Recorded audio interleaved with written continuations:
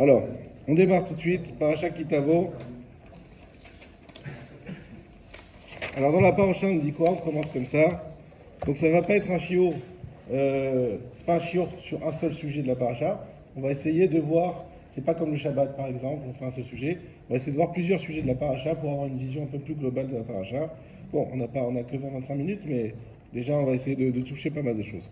Vaya Kitavo el Haaretz, on commence tout de suite la paracha. Ça, c'est la paracha des sionistes. Vaya Kitavo el Haaretz, quand tu arriveras vers la terre, Asher Hashem Elokecha noten lecha nachala, que Dieu t'a donné en héritage, Virishta Yashaftaba, tu en prendras possession et tu y résideras, tu y siégeras.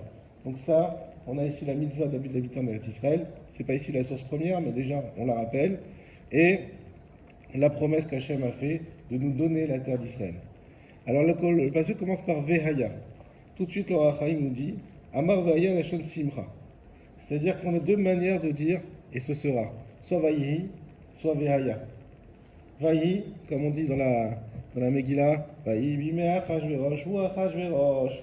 Vayi, c'est quand c'est de mauvais augure. Il y a des choses qui ne sont pas bien qui vont se passer. Veaya, c'est quand on va annoncer une bonne nouvelle, quelque chose de magnifique. Manintou, il nous dit, il n'y a pas une meilleure nouvelle que de réactualiser un passé qu'on pensait être terminé et de pouvoir le rendre de nouveau vivant, c'est-à-dire le retour des Juifs en Eretz Israël. Donc cette réalité qu'on pensait tous éteinte, une civilisation qui est restée pendant 2000 ans en exil, une civilisation qui aurait déjà dû disparaître dans l'exil, non seulement elle ne disparaît pas, mais en plus elle revient, elle retourne sur sa terre et elle renaît de ses cendres. On a de nouveau un peuple qui était un peuple de la préhistoire, qui sort de l'Antiquité et qui arrive, et non seulement ça, mais en plus il renouvelle aussi sa langue, une langue qui était une langue morte, qui redevient une langue vivante, quelque chose d'incroyable. Et bien il nous dit c'est ça, d'où c'est le pasouk, c'est cette prophétie du pasouk. Veaya kitavo el haaretz, c'est une prophétie pour les temps à venir, lorsque tu arriveras sur ta terre. Et ensuite de quoi on parle? On parle de ce qu'on appelle des bikurim. C'est quoi ces bikurim? La karta mereshit kol peri adama. Tu prendras de la prémisse de tous les fruits de la terre, asher tavi me'artsecha, que tu as eu de cette terre, de cette terre-là, il s'agit d'Israël, asher Hashem lokecha noten, l'art que Dieu t'a donné. De quoi il s'agit? Eh bien, chaque année, il y a des saisons, et à chaque nouvelle saison, il y a les nouveaux fruits qui arrivent.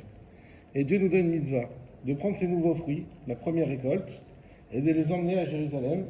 Et là, il y a tout un cérémonial où on va faire tout ce qu'on dit dans la Haggadah. C'est dans la Haggadah qu'on parle de Lavan, et on retrace toute l'histoire du clan d'Israël. Et bien, c'est écrit dans cette paracha noir sur blanc. C'est exactement de là, donc la source de la Haggadah. Et de là, on va nous dire, tu vas réciter ça devant le Kohen, et tu vas offrir tes fruits au Beth Amikdash. La question qui se pose, quel intérêt de faire ça? Alors on a tous en tête, bon, l'intérêt de savoir que ça vient de Dieu. Voilà, je prends ce qui est la primeur des choses, toujours dans la Torah.